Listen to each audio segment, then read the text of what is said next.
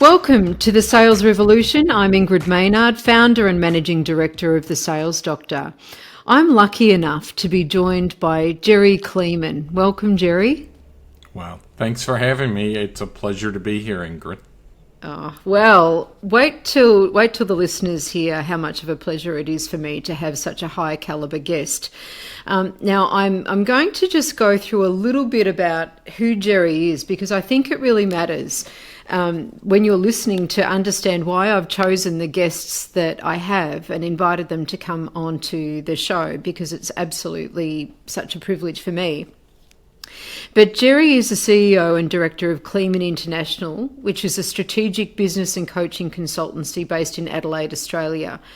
And throughout his career, Jerry has been the director of sales for Fortune 500 companies. He's been the CEO for high-tech startups, and he's coached some of Australia's top-performing executives. He's been a chair of the Executive Connection, or TEC, for the past 19 years and has conducted nearly 18,000 hours of one-to-one coaching. Now, that's pretty impressive on its own, but Jerry also regularly wins awards for chairing high-performing tech groups. So let me talk to you about some of those awards. So in 2021, he received the Phil Meddings Award, which is given to the tech chair that best represents the spirit and vision of tech. But in the last 2 years, each year, he's won 3 golds in that same year, which is unprecedented. So clearly you can hear from the accent that he was born in the US, but he's now a passionate South Australian, and he's been named as a business ambassador for South Australia by the Premier and a champion of SA by the South Australian government. I mean, that says so much. So he holds an MBA and a BS of management from the Northern Illinois University, and he's a graduate of the Australian Institute of Company Directors course, and the current chair for the Juvenile Diabetes Research Foundation in South Australia. Wow, Jerry, are you tired hearing all of that? No, it gets me excited, to be honest. Fantastic. As well it should. It's absolutely brilliant to have you here. So, Jerry, let's start by going back in your own career, because you came from a sales role to rise rapidly through the corporate ranks early on in your career to CEO of a global organisation. So how has that journey shaped the way that you see organisations and also CEOs? Well, it's a really great question. It's funny, if I go all the way back, I never thought I'd be in sales. In fact, it would have been the farthest from the things. And my undergraduate degree in management was really specializing in HR. So, I mean, in some ways, as far away as I could go. But I just saw all these opportunities in sales, and I grabbed them. So I just started moving through there. But kinds of lessons a little bit, and what did I learn from some of that? What have I seen, and what difference does it make?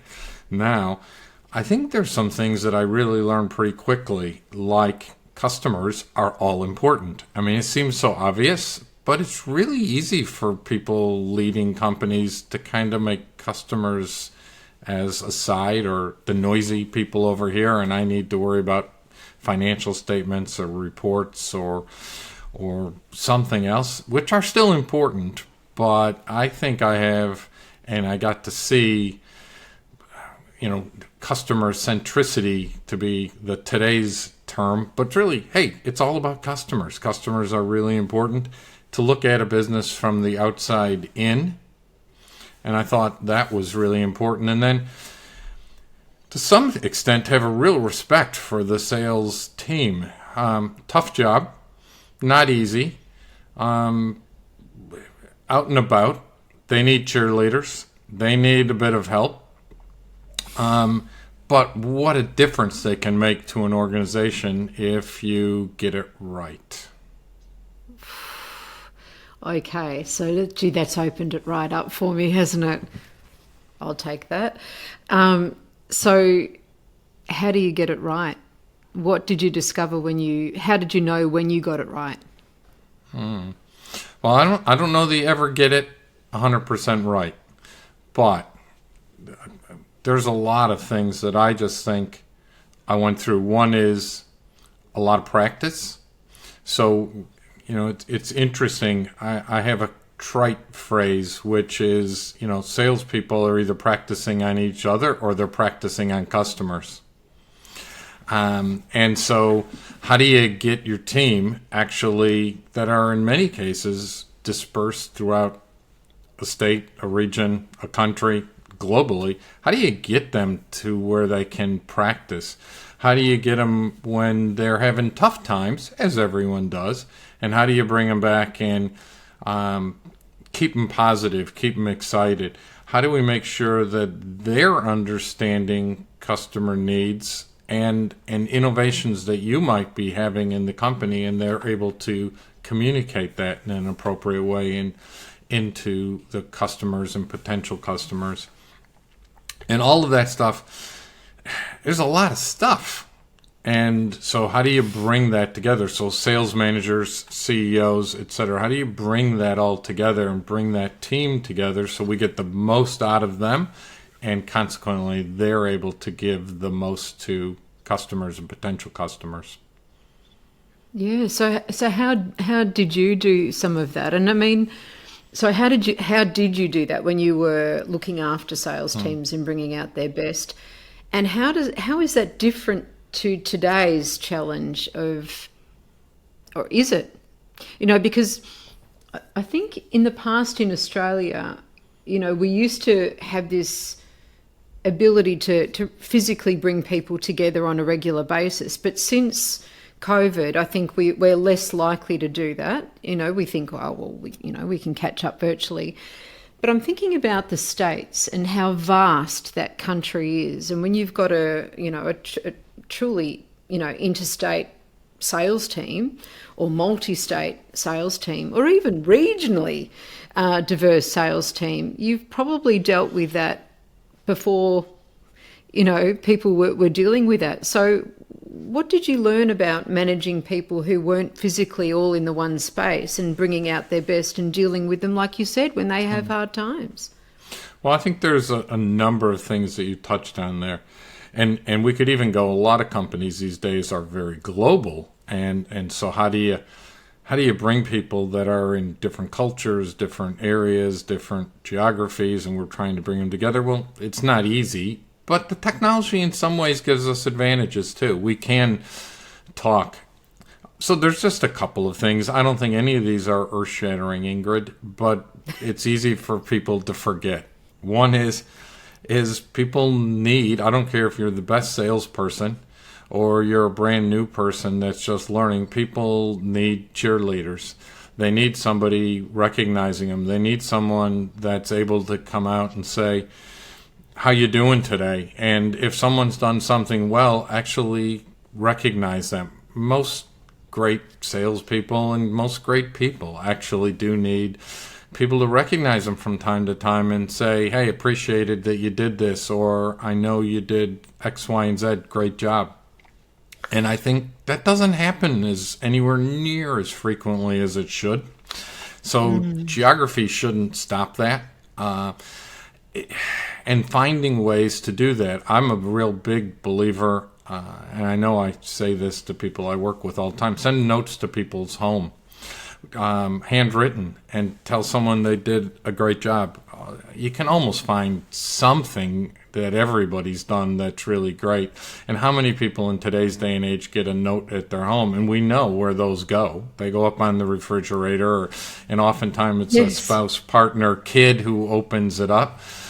So that you get a long term, you get multiple bites of the apple. And we just don't, most people don't do things like that. So, can the leader be doing things like that so that you get more loyalty, so they get the highest performance, so that the teams perform high? I don't think it's rocket science, but people just don't do some of the basics. No, you're right. It's not rocket science. It's also not, you're not talking about spending thousands of dollars. Why then aren't people doing that? I think there's a bunch of things, and I bet you know actually most of them. They're everything from, I think people want to overcomplicate stuff. I think that a lot of people aren't people people leaders, if you will, and a lot of this isn't high tech. It's just really caring about individuals. If there's a thing, I think one of the things great sales leaders do, but great CEOs do, is the best ones actually really care. They care about the individuals. They care about the customers. They really care. It's not just about making money. Yep, we've got to make money, but they really care about those individuals. And if you do that, I think a lot of this stuff sort of takes care of itself. Yeah, well, I 100% agree with you. You know, we were talking about the spirit of an organization earlier in another show, and it was about, someone said, you know, they talk about organizations being entities, and actually they're not. They're not entities. People are the organization. And whenever somebody comes out of a lift, you know, that's the potential of your organization right there.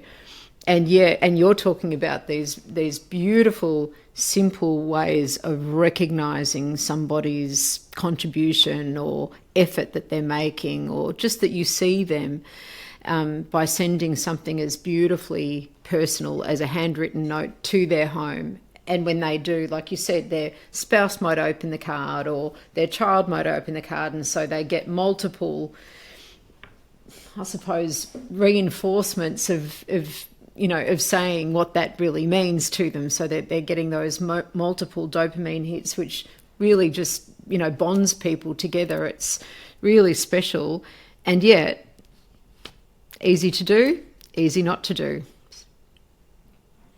Yeah, and I just think that a lot of people just find themselves, quote unquote, too busy, or think that they're people. I've had this a bunch of times. Jerry, you don't understand. My people aren't going to go for that. But if I can get them to just try it once, they almost always come back and say, it was the toughest, biggest, strongest, whatever, and they come back and say, geez, that really made a difference to me. Thanks. Wow. Yeah. Wow. That's gold right there. Right there. So people that might not be in the tech world may also, or even if you are, people might not really understand the role of a tech chair, or that it's, it's all about the very things that you're talking about here, which is about recognition, relationships, mattering, selling, and ongoing value delivery.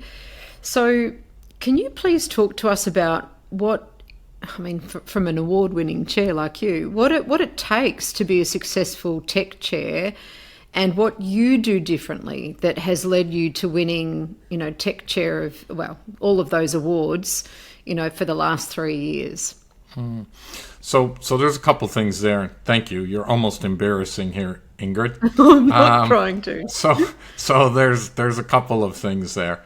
One is I think what it takes to deliver good value, what a great chair does. A lot of it's really caring about your tech members, clients, etc. A lot of it's you got to love to learn. So there's a bit of a business. Clearly, you've got to understand business and care about business and everything from finance to whatever, innovation, AI these days, marketing, etc. But you really got to care about people a lot. And in fact, I think that's probably the number one thing that sometimes can get confused. I think you got to love to learn. If you're not learning every day, you're getting caught behind, both about those individuals. You got to be learning about them, as well as about what's going on out into the marketplace. What do? I'm not sure that well, I'm sure that I'm no better than anyone else, but there are a few things that I do differently that I think allow me to either deliver better value in the short term and the long term. So one is I really work on culture. So in this case, it's what's the culture of the group? What's the culture that I want our group and our people to have? It's not my culture, my group. It's our culture and our group for the people that are there. And it needs to be a culture that allows people to be open, vulnerable. One of my favorite terms, carefrontation. So people care enough and are really caring about everybody else, but do it in a way that they can also confront each other. And as an example, sit there if you were in one of those groups and say, Ingrid, I don't think you're actually pushing yourself very hard. I think you could do that in 2 months this year, so let's push your goals, etc. But do it in a respectful, polite manner. And so carefrontation is one of my favorite things. So that people really can be vulnerable. They can open up. They can share with people they wouldn't otherwise. It's creating a safe space. But then here's one other part that is also important, and it relates to the sales part again. It's that one of these groups, one of these tech groups, is only really, really performing at peak performance if it's a full group with lots of diversity, so that people are seeing different viewpoints and people are coming at it different ways. So diversity in this case in terms of everything we can think about, diversity in the types of businesses, gender, age, experience, some people quiet, some people loud. There might be a manufacturer, there might be a lawyer, there might be a nonprofit, etc. So lots of diversity. To me, that's the sales part of it, in that you have to have a continual pipeline of the right people, and then know how to decide who the right people are that best add value to the group and are going to get value, and create an environment where your pipeline always stays filled. And then you can meet with people, determine whether they're going to be right for the group and the group's right for them, and you're a good fit. And getting all of that together on a continual basis keeps you with a high-performing group. So much I want to dig into there. So much I want to dig into there. Okay, so a couple of things.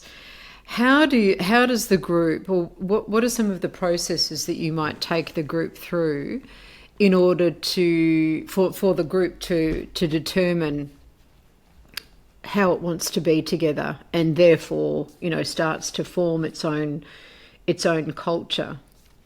Well, there's a lot there, but there's a number of things, and again, it's building a high trust environment, so that they can share those things. It's from time to time having a real appropriate and deep discussion about what the group's values are on an individual basis and a group. So what are our values? What do we stand for? And then actually living that. It's hard to come up with it. It's even harder to live it. To give people the time, the space and I'll call it the power to actually call each other out if people aren't living the values there.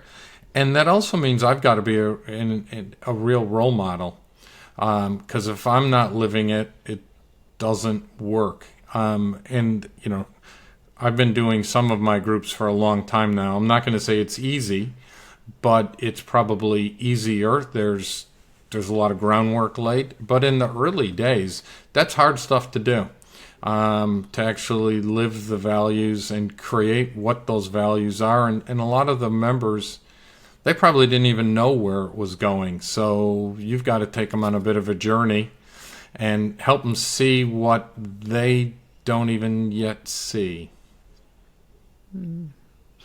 Absolutely. And it is a journey. And one of the beautiful things about tech groups is that when a group forms and they stay together for years, you do get those high levels of trust where there's fellowship there, that they can share about things that they can't take anywhere else. They can't take it home because it might be concerning to their partners, or not necessarily appropriate. They can't take it to their organisations because that's not appropriate. They certainly can't take it out to their friendship groups because, again, some of that information is highly sensitive. So it gives them this incredibly valuable and rich space to be able to have those conversations. And you talked about carefrontation. That's... people can hear things from people that they know genuinely have their best interests at heart, and to have created a culture like that in your groups really says a lot about, about the culture, about the values-driven culture, but that culture of trust. It's the most important thing. The number one value any tech group has is confidentiality, and that becomes, groundwork or part of the foundation for building that trust. And exactly as you said, it gives people a chance to share anything in there. Know that that as they do that everyone will have their back. Challenge them to be the best they can be. And I'm always intrigued in terms of how do we take that and for someone to be able to have a similar culture in their business, in their organization. So, if you had a sales team, how do you create a culture of carefrontation? I know it's not quite the same, but there's still got to be ways that people can take it back to their organization so that they're being a high-performing organization. Well, absolutely. So my observation of you, having been a guest at some of your tech groups and getting to know you as I've had the privilege of over the last couple of years, thanks to Stacey. But, if you're modelling the values of the group's immersed in that culture, so they're almost steeped in it.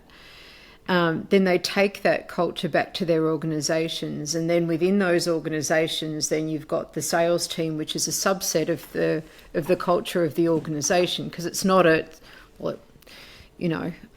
unless it's perhaps an unhealthy company where there's silos in the business and they're all operating as singular mechanisms. It should really reflect the ongoing culture. But I was just thinking, as you said that, I thought, wow, how rich that would be if you had a sales team that had that culture of carefrontation, where they are confronting one another in a really caring way about either their results or their approaches or their levels of activity, or a particular customer experience or a customer story. I can't imagine the impact. Have you seen that in action, Jerry, with an organisation that's had that in their sales team? Not to the level that you just stated it.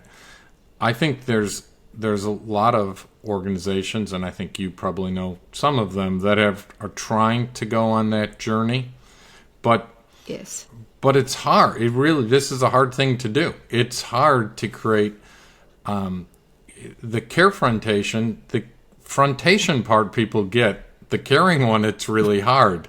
It's how do you create an environment that, one, does really care, but it's not just, I'm going to give you a hug and it's nice stuff. It's, I'm going to give you a hug when you need a hug, but I'm also going to demand excellence from you and from me. It's not just you, it's me. I'm going to demand excellence. I'm going to give that trusting environment.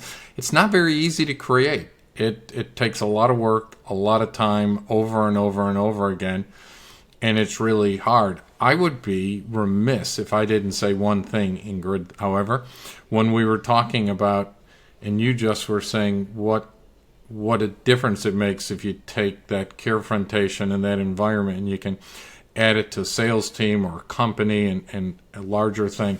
The guy who founded tech in Australia and New Zealand was named Phil Meddings, who that award was named after. When Phil started tech 35 years ago or so in Australia and New Zealand, that was exactly his thought process. That if he could get 1,000 tech members, the impact that it would have on those individuals, it would have on their families, it'd have on their companies, and the companies then on the community, that it would make a profound difference in Australian and New Zealand society. So exactly what you just talked about was his initial intent. Wow. What a beautiful intention to have in the world, and then to see that realized. That's a real, I mean, that's a lasting legacy that he's, wow. It's pretty cool. Wow, that's profound. It sure is. Now, before we move on, I want to come back to what you said about pipeline. So you talked about, within that culture and making sure that you're maintaining a particular type of culture in your groups, you were talking about the importance of having a really robust pipeline that's constantly filled with the right potential members to come through. So tell us a little bit about the things that you make sure that you do. And sometimes sales is all about discipline and action, and sometimes it's process. Well, a lot of times it's process. And there's a lot of time that's invested in having, conversations with people in order to do that. So my question is, how do you identify the right people for your groups, and how do you start to cultivate, potential members to be part of your pipeline? Good questions. So number one is I work with the existing members in a group as to what would add value to them. So again, as I mentioned, some of the diverse characteristics, it would be really boring to have 16 or 17 extroverts that were all something. And by the same token, if I turned around and said, guys, we need 2 new members that can breathe, well, we won't find them. It just won't happen. So we have to be specific, noting some things. To keep it quick, as I just mentioned, there's certain types of traits and things about sharing, about being open, etc., that I know I'm going to look for. Then we're going to look at certain demographics, etc., industries and everything else that are going to be adding value, etc. So then from there, there's a couple things I do. I actually try to create a culture. The people in the group know who should be in the group. I don't think, again, it's not a difficult concept. I certainly know how to cold call, but I don't want to be doing that all day long. The people in the group know who should be in the group. So I need to make sure they know what we're looking for and when we're looking for it and why we're looking for it. And I need to know that they can speak the language. So we practice from time to time. And I'm quite comfortable that they can then turn around and go out and talk to a couple of prospects and tell them why they're in the group, how it works, etc. So by the time I get involved, they're already pretty interested, and I'm having somebody who's someone who's already a client of mine, who's experienced it, saying this person would be in addition to the group. They fit the values, they fit the culture.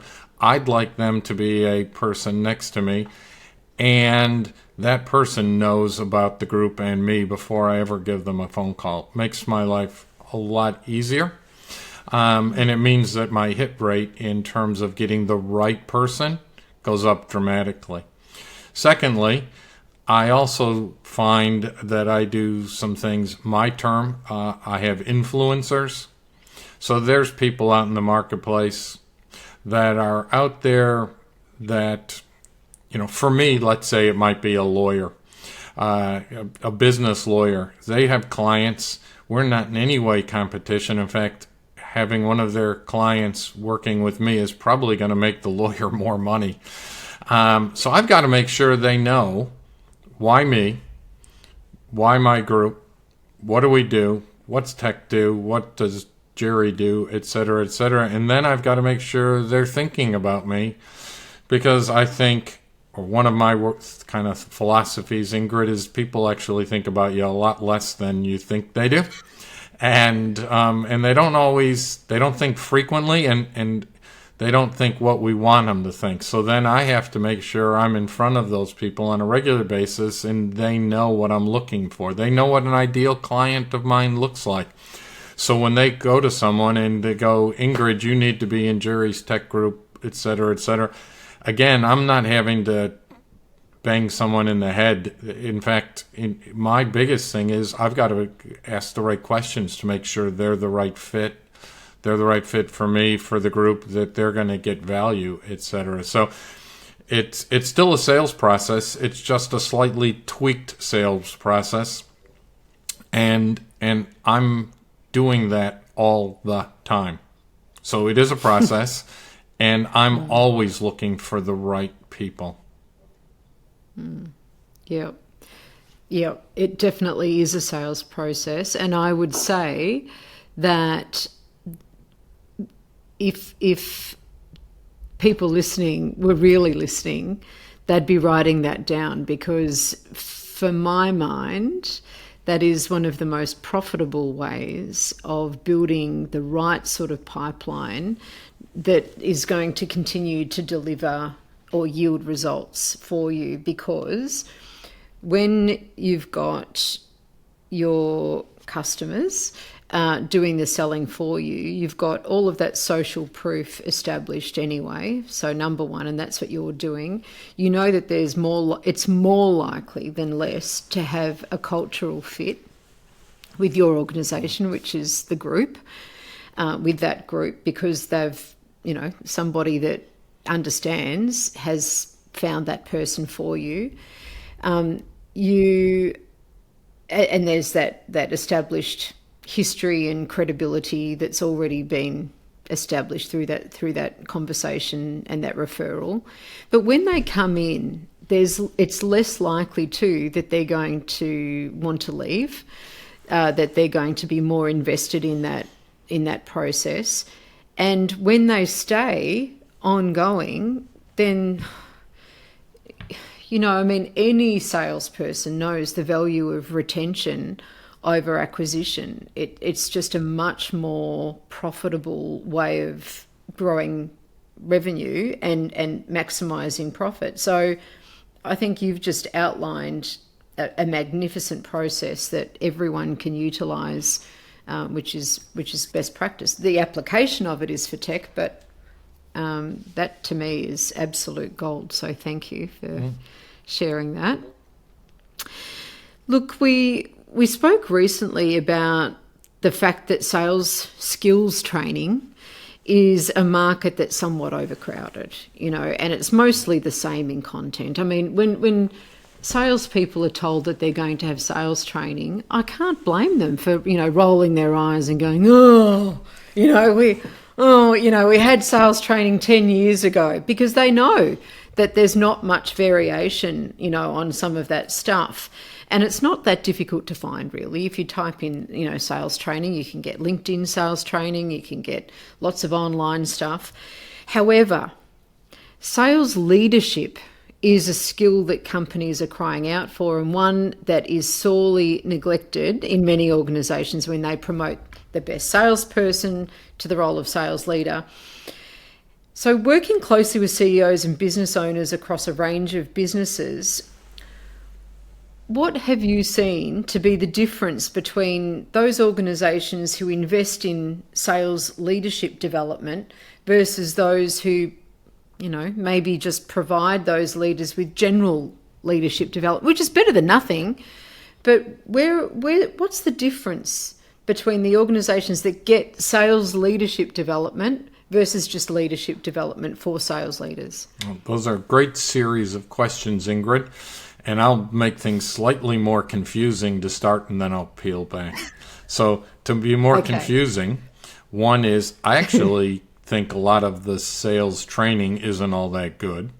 So hit on that one. The second one is, I think a lot of organizations don't really do effective leadership development in any phase.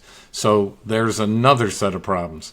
So then we get down to just the sales leadership part and say, there's a really critical thing that you just touched on, and I think this happens in a lot of places, but particularly with salespeople and sales teams. And we take our absolute gun salesperson, and they're great for a whole lot of reasons, but one of them is not that they necessarily are great leaders and teachers to others or coaches. And now all of a sudden we put them in that and then say, well, why aren't they succeeding? And I know it's such an obvious thing, but I see it all of the time. So what's the difference? Well, one of the things that I see happens from time to time, or maybe even more than time to time, is a great sales leader kind of combines that leadership part as well as the sales part. I know it's so obvious to say that, but they can do both, which means they've got to be able to take newer people or people that are in a bit of trouble, having a tough patch or something, that they can sit with them and actually guide, coach, challenge, a little bit of the carefrontation kind of thing we've talked about. But I don't think a lot of companies even realize that. So we're putting someone who doesn't have the skill, and then we don't have the sales manager's practice. So I think a lot of organizations have the sales management team actually practicing selling, if you will, or closing, or certain aspects of selling, not necessarily how to coach, lead, get the most out of your team. And so that opens up a whole nother can of worms. If someone doesn't have those skills and isn't learning those skills on a regular basis, so they're not practicing the coaching. So again, if salespeople aren't practicing sales, then they're practicing on your customers. Well, it's sort of, we're hitting the same thing. If the sales management aren't practicing coaching on each other or on some external group, they're actually practicing on your salespeople.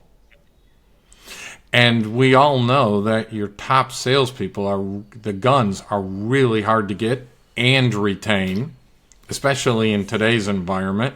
So now we've got our people practicing on them. That's a disaster waiting to happen. I hadn't even thought of that, so again, so if we think about it, we're elevating our guns and then not giving them any kind of, mentorship, leadership, training, development around how to be a great sales leader and a great sales coach to the people that were once their peers as well. And then we just unleash them. And all of a sudden, like you said, they're finding their way with all of the best intentions, but practicing on other great salespeople who probably don't suffer fools. And we're doing that at a time when we need to retain our very best talent, not be using them as, as proving grounds. And when that's done badly, I mean, what do they say? People leave managers, they don't leave organizations. So, that's a really high risk approach. So what's the antidote to that, Jerry? Well, ideally, there's a couple of things, I think. Ideally, not easy to do. So ideally, we'd respect, pay, and recognize and respect the salespeople in a way that your best people don't have to get promoted because they think that's the only way they can get anywhere in the company, promoted to a management role. There's no reason you can't be a great salesperson, make plenty of money, and be recognized by others in the organization and stay a senior level salesperson. So that's number one. If we make it so that the only chance they have is to get promoted to sales manager, well, that's what they're going to do. It's kind of our fault. So that would be one. Second is, let's not necessarily take the person with the highest sales numbers, and then we say that's the qualification to be promoted to sales manager. So let's really look, what skills, knowledge, attitude do you need to be a gun sales manager? I bet it's a little bit different than the salesperson role. And so that we're looking for something slightly slightly different skills. And then those sales managers, we're actually training and developing them both to have that strong sales skill, but also to have that people development skill, the coaching skill, et cetera, et cetera. Coaching's not easy, and I think a lot of people think of it as from a sports kind of analogy and think it's about going out and yelling at people, and it's not. It's about developing them. It does have a bit of carefrontation in it. It is about trust and caring for people and really wanting to see them be high-performing salespeople, high-performing managers, high-performing people, if you will. So you actually have to care about them as individuals and try to help them be the best they can be. If you can do that, I think you got a shot at this. If you can't, you probably got the wrong square pegs, round holes kind of thing happening. Yeah, I completely agree. I think it's the one of the analogies that I use is, the best footballers don't always make the best coaches. Sometimes coaches will come up and they'll be sensational coaches, but pretty average. They're plodders as players. But yeah, they're very, very different skill sets. I want to come back to one thing that you said before, because I think that this is one of the things that I'm really passionate about with the sales revolution, and that is really changing the association that we have and the regard that we have towards great salespeople, particularly the ones that really care deeply about the value that they deliver and the way that they deliver that value to their customers. And then we recognise and reward them for that is actually a highly sought after career. And I think that that's something that I'd like to see return, because it was that once. And I think that then alleviates the desire for those people to look around and go, well, where do I go from here? Where's next on management? But they don't necessarily want to, but they want growth. They want recognition. They want that next level. And then I think, like that knowledge, skills and attitude that you said before.